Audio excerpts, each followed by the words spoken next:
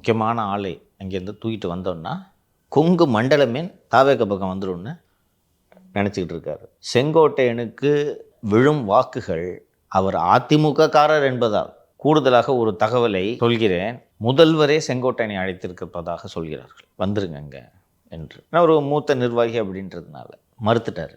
Sir நான் அதிமுககாரன், அதாவது சரியாக வராதுன்னு மறுத்துட்டார். அப்படிப்பட்டவர் தாவேக்காவில் சேருவாரான்றது எனக்கு உள்ளபடியே சந்தேகமாக இருக்குது. புரியுதுங்களா?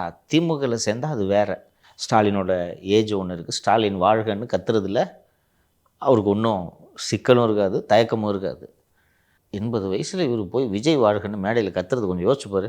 இவர் வயசுக்கு அந்த மேடையில் யாராவது ஒருத்தர் இருக்காங்களா? ஸ்டேஜில் ஃபுல்லாக யோயோ மேன் இருப்பாங்க, இவர் ஓரமாக நின்றுட்டு இருப்பார். இப்போ போய் ஒரு செங்கோட்டையன் நான் எதற்காக சொல்கிறேன் என்று சொன்னால், தலைவர் விஜய் அவர்களின் கொள்கைக்காக தலைவர் சொல்லியிருக்கிறாரே பிளாஸ்ட்டு என்று செங்கோட்டையன் பேட்டி கொடுத்தா எப்படி இருக்கும்?